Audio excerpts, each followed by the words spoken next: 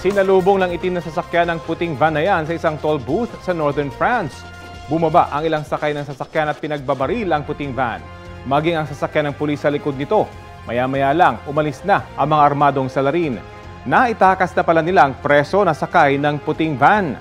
2 prison guard ang namatay habang 3 ang sugatan.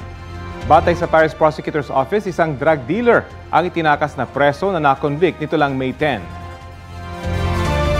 Kapuso, alamin ang maiinit na balita. Bisitahin at mag-subscribe sa GMA Integrated News sa YouTube. Sa mga kapuso abroad, samahan nyo kami sa GMA Pinoy TV at sa www.gmanews.tv.